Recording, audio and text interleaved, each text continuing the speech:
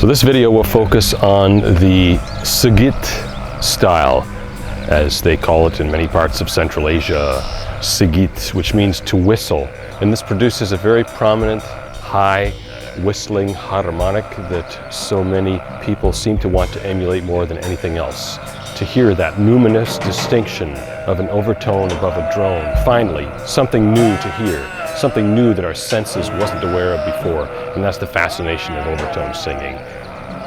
Everything seemed so plain before, and now we can hear inside a sound, something that was always there, we couldn't quite see, and we love to look inside of hidden and secret worlds.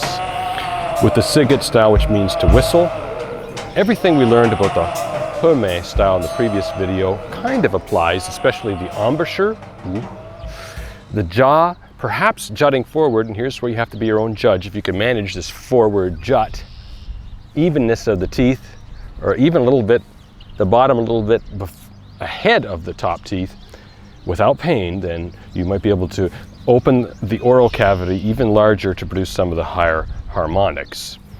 Just as an example, I'll sing along with all the beautiful sounds, including the lawnmower of this neighborhood right now, to give you an example of the Sygyt style using the throat tension, which I talked about in the Hume video, which I'll mention again here.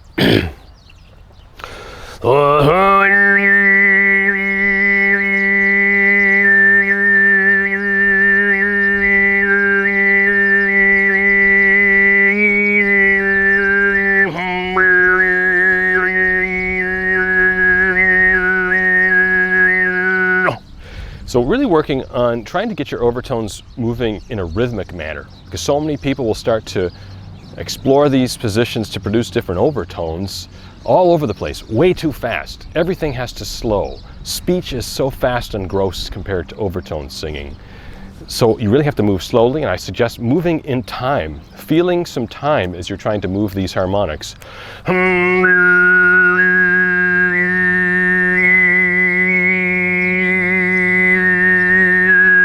Do, re, mi, fi, so,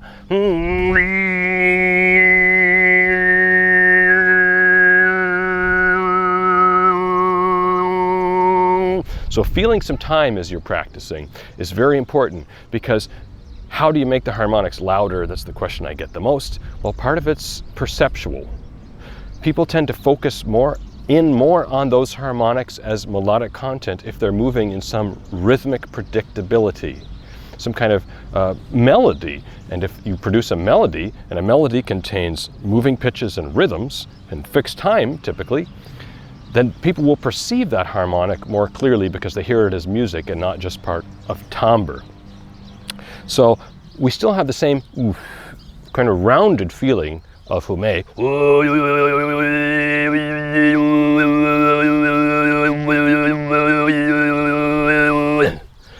The rounded feeling of Hume, the rounded feeling, and everything changes, however, when we take this one cavity of Hume, the vowel and we divide the cavity in half by bringing the tongue up to touch and glide, more glide, along the top palate of the mouth. So we suddenly create two cavities, there's two rooms, and it is this wall of the tongue that makes the distinction of the harmonic much clearer.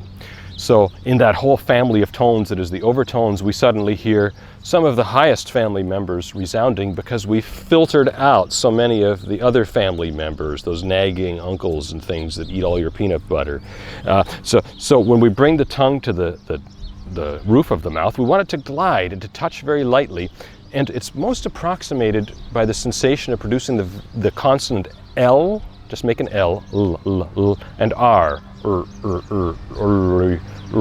It's somewhere in between that. You'll notice in a lot of the ancient languages that L and R were once the same consonant. You'll notice that L and R are also consonants that you can produce with a sustained tone. L, R, like so. So that begins to approximate the sensation, L and R. However, the tip of the tongue must move around and create a gap between the top palate and the tip of the tongue, because you're creating a wall, but no sound can get through that wall if there isn't a gap to climb over. So I want to tap the tip of my palate and move around very slowly until I start to hear some of those high harmonics. And here at the arch of the tongue, we want to have that E sensation as well. We do not want to forget the sensation of E at the root of the tongue, which most of you will typically get lazy with and turn it into an ah or an oo, but we want ooh to hear the high harmonics, E. And so we combine you can say and you're getting that sensation of the tongue tapping. Another thing, how do you make your harmonics a little bit louder? Well, you articulate by tapping with the tongue. By interrupting the sound of the harmonic, sustained continuously, we emphasize its existence by stopping it very temporarily, very suddenly.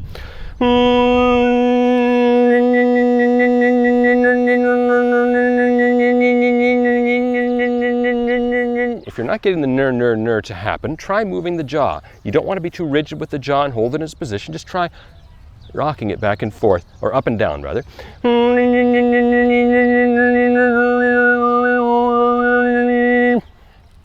And you'll notice that by articulating and tapping along the top of the roof of the mouth, you're going to find these areas where the harmonic seems to spike out.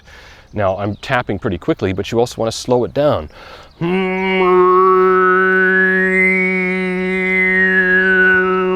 So my tongue is sliding, the tip of the tongue is sliding towards the back of the top teeth and sliding back again towards the back of the throat. Not all the way to the back of the throat, I'm not swallowing my own tongue, but it's going in that direction. And so it is this movement back and forward, which is sliding the harmonics up and down.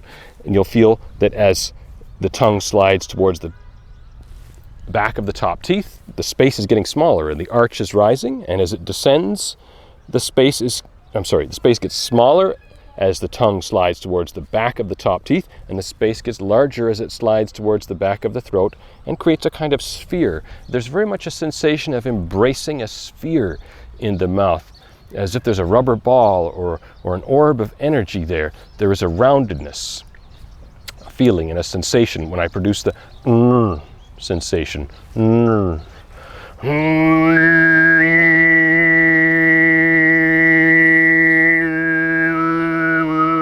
So there's about home position. Now, you may be probably getting lower harmonics because the arch of your tongue isn't high enough yet. And so you might be getting them down here. And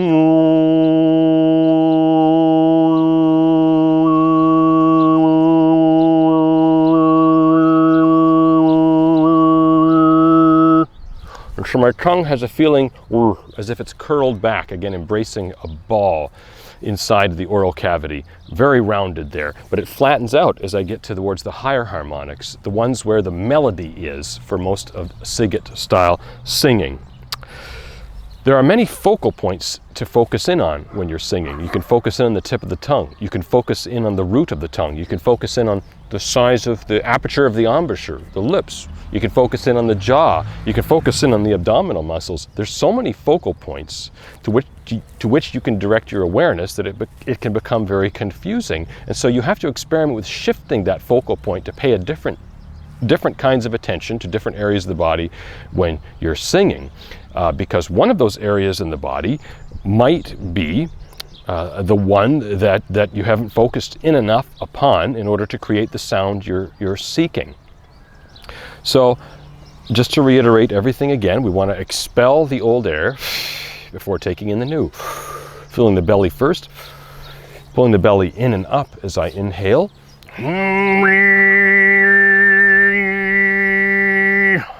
Now I'm extending the tip of the tongue quite far forward, and I'm thinking, articulating.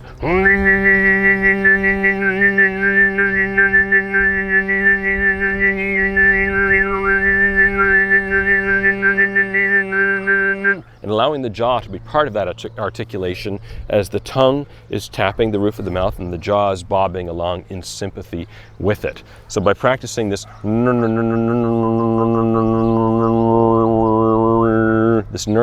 exercise, you're starting to explore the oral cavity and the harmonics that you are capable of producing within it. Now, the lower the tone I sing, the more harmonics there are.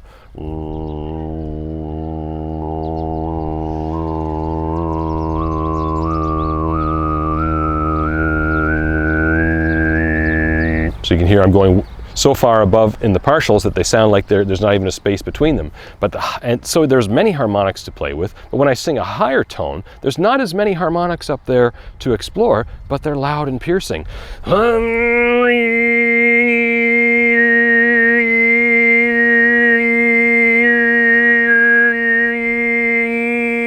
I barely have room in my mouth for my tongue to slide enough forward towards the back of the top teeth to produce that 10th harmonic, which is the mi, re, do. I want you to be listening for to find the home position for most kinds and styles of overtone singing.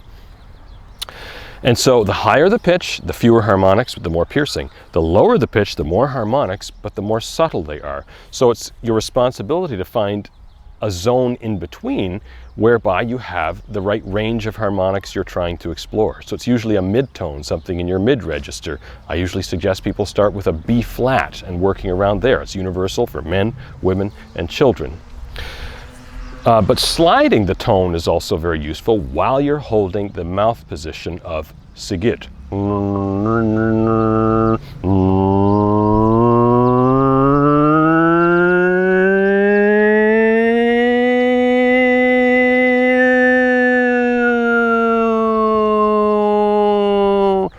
So by doing this even slide of pitch, which may be kind of unusual to produce at first, you're exploring all the possibilities of sound and range while the tongue is in this pointed position, pointed to roof of mouth, sensation of roundness, arch of the tongue high, and moving and flexible. Everything must be flexible enough to move, to create the variations in sound we need, and these are very subtle variations. Also, you might want to experiment with considering the tip of the tongue, if there is such thing as a tip. It's an edge, really, more directed towards the left side of your mouth, towards the inside top molars, or more directed towards the right side of the top palate, towards the right inside top molars. Some people find a little more space there to produce some of the higher harmonics that they're hoping to get. And I believe it's possible to switch these positions and to center your tongue and go to the left or go to the right. There's all kinds of things to explore in your own personal physiology for producing the kind of sounds you want to produce. It's important to distinguish between the Hume style and the Sygyt style. And I suggest doing that by trying to flex from one to the other to feel the difference. The Sygyt style is clearly far more filtered as we put in that wall of the tongue to make two cavities with a tiny gap that taps. Far more filtered than the Hume style. And so simply produce the Hume mouth position even with your natural voice.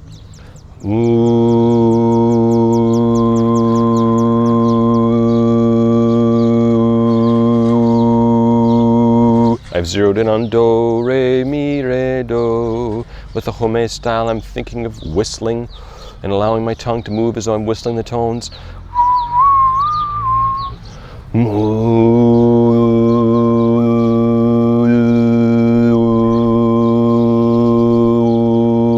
You'll notice I'm feeling a bit of rhythm as my body rocks. There's no better way to implant inside the deepest parts of you the sensation of rhythm than by moving the torso, rocking on the pelvis. Allow this movement. I mean, tapping the foot is one good thing, tapping a finger, but to move the torso sends a much more powerful signal of rhythmic sense to the body than anything else you can do. And I'm going to coast into Sygyt. And by that, I mean I'm going to take the Hume mouth position.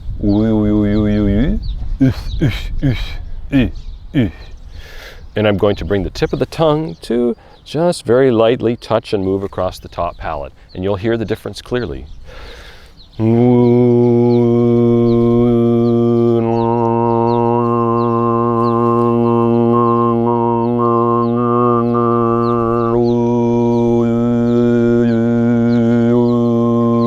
Tongue is free.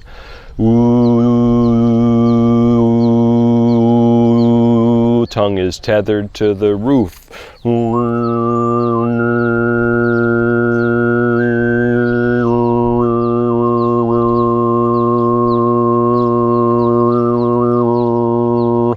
And so going between the two styles will help you distinguish. There should be a clear clear difference between Hume and Sygyt when you produce the different styles. And if you can't hear a clear distinction, you're probably not making the variation bringing the tongue to the roof of the mouth in particular, is the clearest distinction between the open free tongue of the open one cavity of Hume and the two cavity of Sygyt. So I'm using my natural voice as I sing in this style, and I think you might be able to hear me moving the harmonics. I'm not making any extra effort to produce them, but I am putting them into time, and you're hearing them as more prominent than you normally would from someone else's voice, because I'm telling you a little musical story in melody in those sounds. And part of that story is told through rhythm and the movement, patterned movement of tones. And it is very necessary to find the right range in order to produce those melodic units in the 8, 9, 10, 12 upper parts of the series that loosely become do, re, mi, so, mi, re, do. So you're always listening to try and find that inside your own voice. You can even cup your ear like so, which I've told a lot of students to do over the years. Cupping the ear actually brings some of the higher frequencies from your mouth back to your ear, and you don't want it to have it flat like this. You want to have some of the resonance of your mouth hitting the palm of your hand with the palm sealed into a cup going back into the ear, and this will boost some of the high EQ of your voice so that you can hear more distinctly some of those tones. For those of you performing these styles or any vocal style, when you're singing into a microphone, sometimes it's necessary to cup an ear just so you have a feedback mechanism, because it's so hard to hear yourself when performing on stage. So it's a useful technique for performance and also for practice. You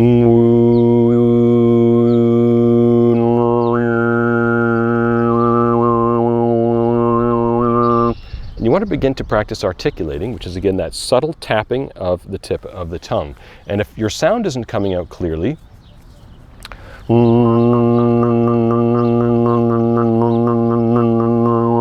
like those little bubbles of sound popping, then you might be doing one of two things or both. One is you're pressing the tongue too tightly to the top palate. It's a gliding, it's like a hydrofoil on the water. So it's important to peel the tongue away as slowly as possible and allow the jaw to be flexible and respond to the movement of the tongue. Nothing is stiff here, it's all moving together. And the other thing you might be doing is over-nasalizing the sound, and that's, again, which I mentioned in the Hume video, producing a long, long, long, long, long at the back of the throat. We can close off the doorway to the sound coming out of the mouth and send it entirely into the nose. We do not want to be producing nasal resonance at the back of the throat by going It can be used as a style or as an embellishment, but for the most part we want the sound to be coming uninterrupted and free, a relaxed at the back of the throat. Yes, the tongue can arch, but there is a sensation of openness at the back, and it's the tip of the tongue coming to the roof of the mouth that creates the filtered nasal effect that will cause resonance to occur here. So we're not doing it at the back of the throat with the epiglottis and the closure of the pharynx. We're doing it with simply the tongue coming into position.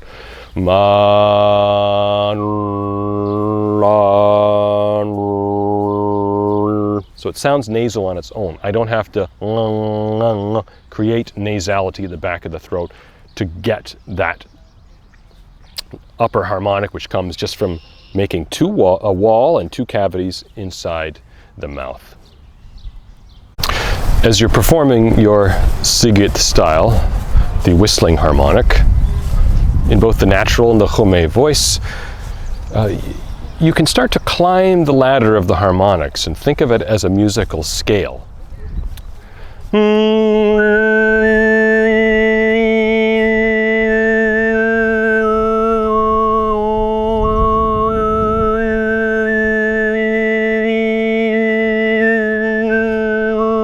And I'm walking in time, feeling the rhythm in my body as I produce that musical scale.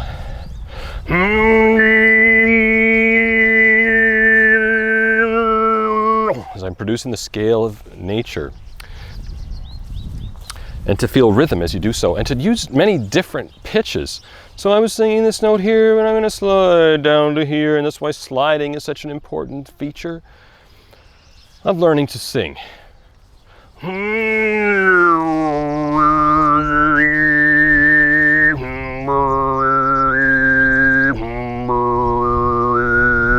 And I should say, as I lower the pitch that I'm singing, I'm just noticing that my tongue, the tip, goes farther back to produce the higher harmonics as I'm lowering the pitch, the note I'm actually singing. So right now I'm really feeling the ball, the little rubber ball inside my tongue, the roundedness inside there as I sing that lower pitch, as I raise the pitch even higher. The tip of the tongue creeps even more forward along the top palate, getting closer to the back of the teeth. So everything moves and flexes according to the pitch that we are actually singing. So there's no one fixed position, and that's what's so confusing. And at first it can seem so confusing because you're trying to find a precise alignment that will be always there. And it's always got to be lined up as such, but no, it's always in flex, it's always changing, always moving, depending on which pitch you are singing. So we must be completely adaptable and ready to improvise and respond to whatever sound we're producing, whatever pitch we're producing in order to produce the harmonics we want to hear. And so there is no fixed position, and yet there's something remarkably intuitive inside of you that will just know where to put the position of the tongue. But once you get used to the sound, and that's why it is important to sing the overtone scale quite frequently and in time.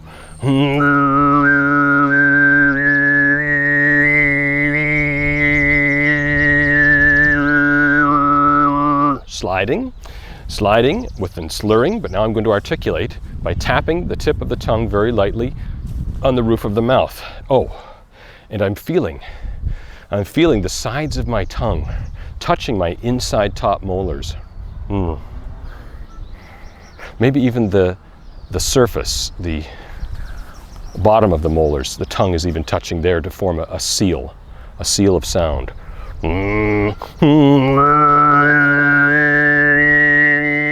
Yes, I'm feeling the sides of the tongue touching my inside top molars. And I've noticed this sensation many times, but so often I forget and have to revisit it again. That's what practice is. You start every day and have to relearn from the very beginning. That's the way it should be. A complete reliving of your entire musical practice is right there at the beginning of every day, and everybody starts off with crappy sound, and the way this tests you is to see if you can endure and maintain sound through even the most unpleasant aspects of it until it finally warms up. So that's the practice's way of testing you. And I will review again the hume voice, which is occurring at the back of the throat while I produce Sygyt. Usually the hume style is produced in your mid to lower register, but Sygyt is typically performed in a slightly higher register.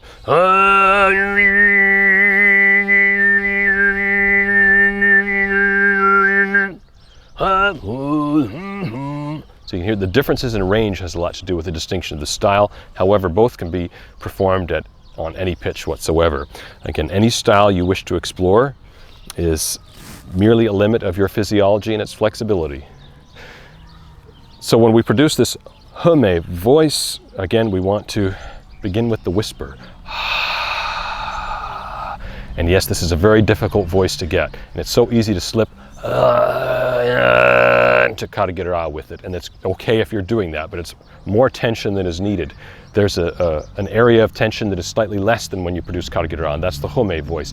And there's a sensation of space at the back of the throat. I'm not swallowing the tone as in a yawn, but there is a sensation of expandedness at the back of the throat as I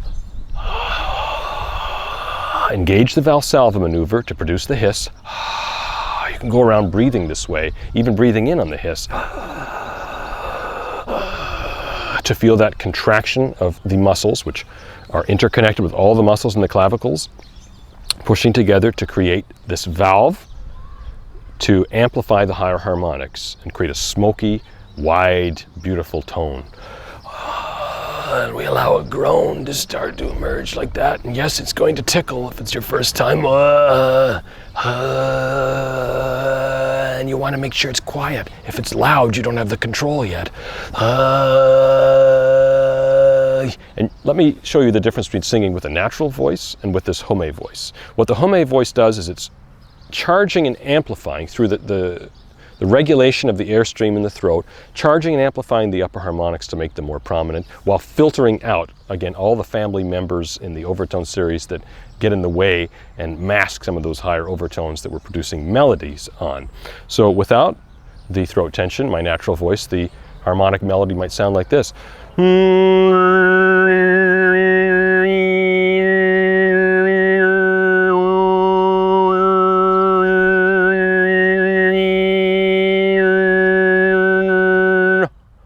That's my natural voice underneath, and then try nri. If you're not getting the higher harmonics, remember the E at the back of the throat. Nri. Remember what I said about resorting to the simplicity of speech when you get too confused with trying to wrap your cognition around these mouth positions. Go back to speech. Now, with the home voice underneath, which I will engage on the same pitch, and you'll hear how much more prominent that melody is.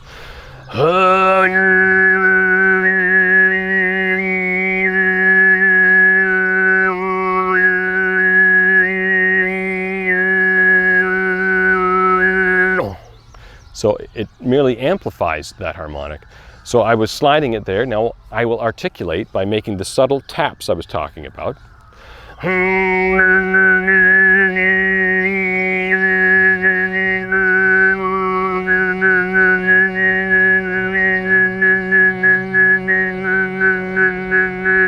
then there's a subtle peel of the tongue away from the palate to expose this tiny gap that allows sound to come through.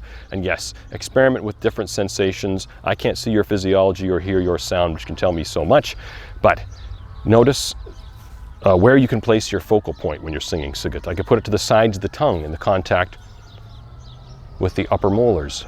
I can put it to the so-called tip and where it moves. I can put it to the back of the throat, which arches into E and relaxes into ah. I can focus on the chin, on the jaw, on the abdomen, on the resonance inside the nasal cavity.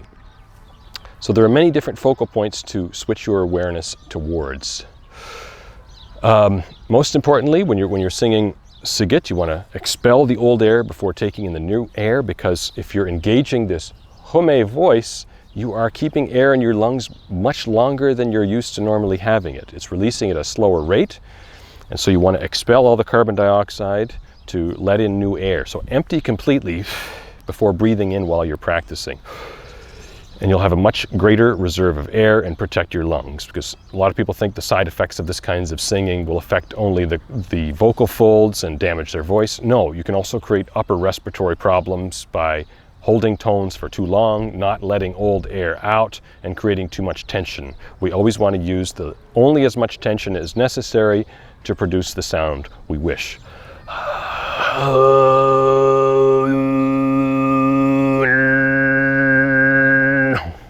Home voice, home mouth position, Sygyt mouth position.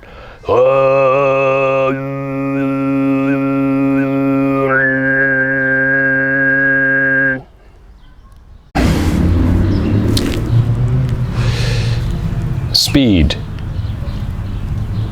can stand in the way of our progress with developing overtone singing. Practice, in particular, creating melody that is recognizable to a listener, someone who is lay to the sounds of overtones. And you may attempt to demonstrate your skills to a friend who can't hear anything at all. It may not have to do with their inability to hear the overtones, but the fact that you're just moving too quickly. So speed often stands in the way not only of developing a practice and zeroing in and fine-tuning certain harmonics, but allowing the listener to perceive the existence of these harmonics inside a continuous tone.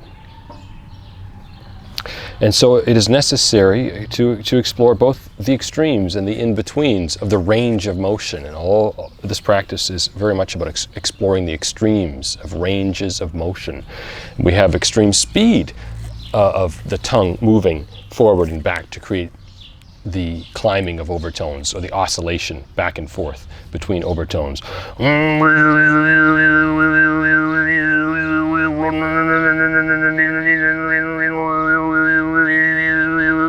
but that's very fast. More likely you're going to slide over too far a distance across the top palate and create this kind of rotating sound, which is interesting on its own.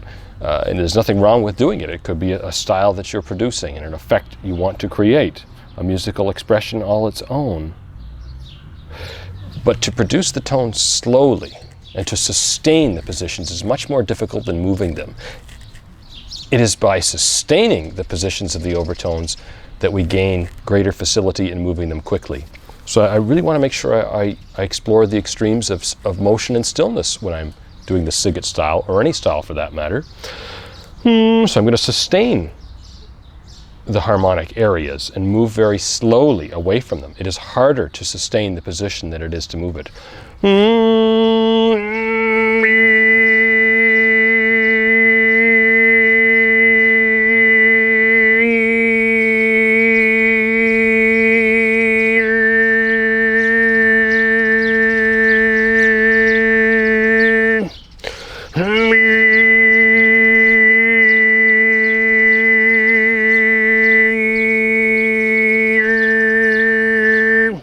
Long tones.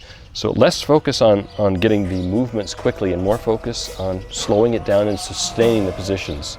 And it will be harder to hear the harmonics because part of perceiving them and identifying their existence inside of a continuous tone is in their distinction when they move one part from another. And when we are learning anything, especially as children, the imitation, to imitate someone or something, whether it be an aspect of nature, which many of these singing styles came from imitating sounds in nature. There is a desire to be like the other outside of oneself, a desire to sound like that which I hear, to look like that which I see, to be that which I want to be, so much better than this me. And so, beginning to learn imitation, mimesis, whatever it's called, it's a completely acceptable method. In fact, one of the best means of transferring knowledge from one to another is imitation. However, we don't want to imitate so explicitly the other that we become obsessed with sounding like the other and neglect the fact that our own unique, nuanced sound is there before us. There is only so much we can change, and as you become more aware of the subtle nuances of your own voice, you will start to notice the differences between your voice and the voice of others. Yes, when you do the Hume voice, which also supports the Sygyt style, it should sound very different from your natural singing voice. That's how you know you've got it. But you should never try and sound exactly like anyone else, another singer that you like, because our society suffers from a great danger, the danger of wanting to be similar. And yes, so much of our studies focuses on the fascinations of difference, but in essence, the consciousness of the human being is such that it becomes very uncomfortable when we are encountering that which is dissimilar from ourselves. Perceived differences create discomfort in most people. But it's very important to resist that. And it's the exact reason this discomfort of the human species is all around us. Look at the patterns in the fence behind me and the patterns in the houses. It's in the architecture. It's partly for structural reasons, but we see patterns, patterns, patterns. Why these predictable patterns? We are attempting to affirm a consciousness, a mind that is not really there. You are not there. It is not there. These are all false affirmations that something is there that is not. And so we must resist the desire to be similar to the other. It is not to say that we should judge or dislike the other because of its differences. You find me a person who wants everyone to be like them, or to feel as they feel, or to like the same things as they like, and we find a very, very insecure person who at the root knows that their mind is not and they do not exist, yet they are doing everything possible to create false structures to affirm that they do exist.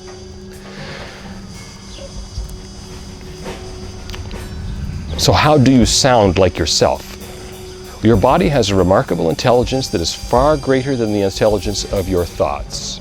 Your body knows to do this singing style much better than your so-called mind knows to do. The interruption of your word thoughts, words which are symbols in sound, heard internally and expressed externally through the mouth, judging and evaluating and attempting to constantly improve something which naturally will develop on its own. So though you may ask how to improve the sound of the harmonics in your Sygyt style and make them more distinctive, time and allowing your body to learn, process what you are attempting to teach it. And yes, some conscious intervention, some thought is necessary at first. Perhaps it's impossible to stop thinking about it. There is no present moment, aside from what the body may give itself in sound. So it will take some time to allow your body to learn. Your body didn't have to be taught how to grow its teeth or how to breathe in and out. It just knew. Overtone singing is much more simple than speech or any other kind of singing style there is. What makes it difficult is that we're asking for minute movements, simple awareness, slowness. It is the absolute essence of sound at its most bare component exposed to the ear. And that's what's so difficult about it, because it's so easy. So don't try and sound like me, don't try and sound like anyone else, don't even try and sound like yourself. Let your body do some of the thinking as you explore and trip out on the sound of your voice.